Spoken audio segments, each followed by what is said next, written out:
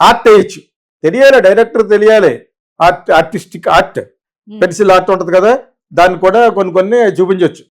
అది కాపీ కొట్టినట్టు కాదు. నువ్వు అందులో తీసుకుని యాక్చువల్గా మొబైల్లో తిని ఎక్కడ తిని ఫిల్మింగ్ చేసావు కాబట్టి ఇప్పుడు చాలా స్ట్రిక్ట్ రూల్స్. ఆడియో నా ఇష్టం వచ్చిన వాడలే నేను. యాక్చువల్గా నాకు నా ఛానల్లో కంప్లీట్ ప్రతి ఎపిసోడ్లోనే ఒక పాట వచ్చేటట్టు పెడదామని. ఇలా రాజా నాయి కానీ వేరే వాళ్ళే కానీ మంచి రాజన్ నాగేంద్ర కానీ నాకు మ్యూజిక్ అంటే అంత ఇష్టం. ఇప్పుడు వాటికి ఎలాగా వాళ్ళ దగ్గర కొనుక్కుని రైట్స్ ప్రతి ఎపిసోడ్కి కొనుక్కొని వాళ్ళ పర్మిషన్ తీసుకుని పెట్టాలి. ఇంత బిట్టు కూడా కాపీ కొట్టకూడదు తెలుసా నువ్వు మళ్ళా కొట్టచ్చు కావాలంటేనే. ఒక సాంగ్ ఉందనుకో దానికి వేరే ఇన్స్ట్రుమెంట్లు కొట్టచ్చు కానీ ఒరిజినల్ ఫుటేజ్ వాడకూడదు.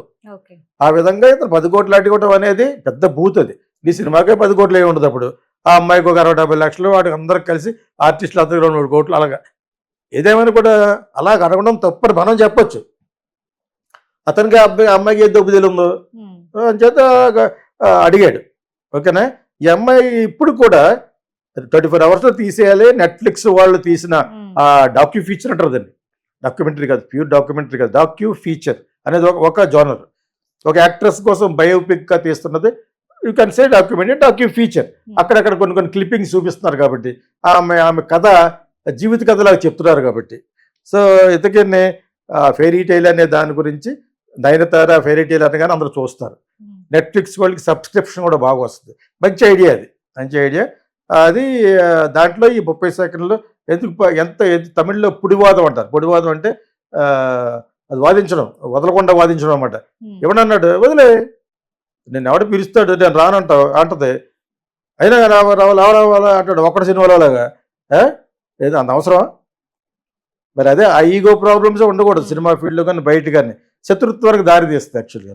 సో ఆ విధంగా వీళ్ళిద్దరికి ఏదో అసలు సరే రాజీ ఎక్కడో నువ్వు మంచి యాక్ట్రెస్ కాదని అలాగంటాడు తను. డైరెక్ట్గా సెట్లో అలాగ అనకూడదు. మంచి యాక్ట్రెస్ కాకుండా పోలేదు కదా, నీకంటే పెద్ద యాక్ట్రెస్ ఆ అమ్మాయి. ఒక మగవాడికి ఎక్కువ ఇస్తారు కాబట్టి రెమ్యునరేషన్ 40 లక్షలు 40 కోట్లు 50 కోట్లు ఇస్తున్నారు అతనికి. అది అంత రెమ్యునరేషన్ అమ్మాయికి ఎవరు?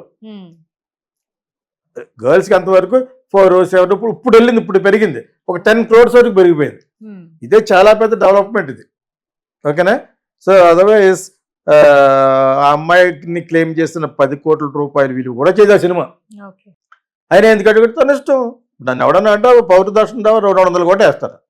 నన్ను అంటాకి నువ్వు ఎవడవని, ఆ వ్యక్తిగత జీవితంలో అంటాకి నువ్వు ఎవడవని. అలాగే ఇప్పుడు సోషల్ మీడియా ఇప్పుడు ఎందుకు స్ట్రిక్ట్ అయిపోయింది, ప్రతి ఒక్కడు ఇంకోటి పర్సనల్గా చూపిస్తారు. కాకపోతే మనం ముందు ఒక డిస్క్లైమర్ వేస్తున్నాం, మాకు అందిన వార్తల ప్రకారంగా మేము కూడా ఏదో వాగుతూ ఉంటాం అని చెప్పి వేస్తున్నాం యాక్చువల్గా.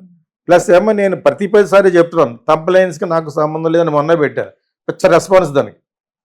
తంప్లైన్స్ ఓన్లీ ఛానల్ వాళ్ళు చేసిన మిస్టేక్, వాళ్ళ యొక్క ఇది నాకు సంబంధం లేదు. నేను మాట్లాడిన మాటల మటుకు మాకు అందిన వార్తల ప్రకారం నాకు తెలిసిన నిజాలనే చెప్తాను. తంప్లైన్ నా ఇష్టం కాదు, మీరు డైరెక్ట్గా ఛానల్ క్లెయిమ్ చేయండి అని చెప్పాను. ఫేస్బుక్లో పెట్టాను, అన్ని మాధ్యమాలను పెట్టాను, అన్ని ఛానల్లో చెప్తున్నాను. ఒక అర్థమైనప్పుడు లేకపోతే రేపొద్దు ఎటు వచ్చేసి ఆ తంప్లైన్ నేను చెప్పాను అనుకుంటాను, చెప్పి కౌన్కెస్ గారు ఎవడో ఉంటాడు, సంబంధం లేకుండా పెడతా ఉంటాడు. సో వాళ్ళ కోసం నేను చెప్తున్నాను అనమాట. సో ఇప్పుడు కాపీ రైట్స్ థింగ్ చాలా హై లెవెల్లో జరుగుతుంది. ఇళయరాజా మ్యూజిక్ కార్డు అందుకనే రెహమాన్ ముందు రాయించుకుంటాడు. రెహమాన్ ఫస్ట్ నుంచి ఎందుకు రాయించుకునేవాడు అంటే సోనీ టీవీ వాళ్ళు అతను బుక్ చేశారు ఫస్ట్లో రోజా సినిమా తర్వాత. వాళ్ళు చెప్పారు, సోనీ అంటే ప్రపంచంలో చాలా పెద్ద టీవీ, అది పెద్ద సంస్థ. వాళ్ళు చెప్పడం వలన రెహమాన్ తెలియడం వలన ఫస్ట్ నుంచి జాగ్రత్త పడ్డాడు. ఆ జాగ్రత్త ఆ ఎడ్యుకేషన్ ఇళయరాజాకి తెలియదు. ఒక రికార్డింగ్ కంపెనీ పెట్టాడు ఎక్కువ అని, అది మూవిస్తాడు, అది ఆవిడ అమ్మేసాడు, అమ్మేసాడు మళ్ళీ ఆయన అంటాడు. ఇదే మిడిమిడి జ్ఞానం ఇళయరాజా అంతాను.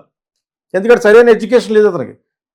మ్యూజిక్ జీనియస్, జనరల్ నాలెడ్జ్ ఈ ప్రపంచంలో జరిగే విషయాలలో ఎలా డీల్ చేయాలో ఏమీ తెలియదు. అవార్డ్స్ ఎలాగ అప్లై చేసి కూడా తెలియదు. నేను వెళ్ళి చెప్పి పొడిచే వరకును అందరికి ఇచ్చేసారు, అతనికి ఏమీ లేదు. నేను వెళ్ళి ఏడిపించాను, వెళ్ళాను. అవార్డ్స్ అప్లై చేసుకోవాలి, లాబింగ్ చేయాలి, చేస్తేనే చేస్తారు, లేకపోతే ఎవరు నిన్ను పిలిచి ఇచ్చి అతను పెద్దవాడు కాదన్నట్టుగా లెక్క.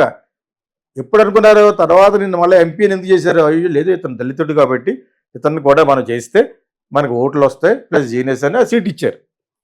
ఇవన్నీ దానికి ముందు 4 సంవత్సరాల ముందు వెళ్ళి పొడిచాను, వెళ్ళి నన్ను ఒకసారి గర్వం అన్నాడని చెప్పేసి, నాకు కాదు గర్వం నీకు, నిన్ను ఎవరో ప్రపోజ్ చేయలేదు, ఎవరెవరికో కౌన్ కిస్కా గాలికి పద్మభూషణ్ వస్తుంటే నీకు పద్మశ్రీ కూడా ఇవ్వలేదు అప్పటికి. నేను ఎలా చెప్పిన తర్వాత మొదలు పెట్టాడు లాబింగ్ అంటే ఏంటో చెప్పాను, మొదలు పెట్టాడు టక్క టక్క టక్కడ వచ్చినాయి. నువ్వు 10 సార్లు పద్మవిభూషణ్కి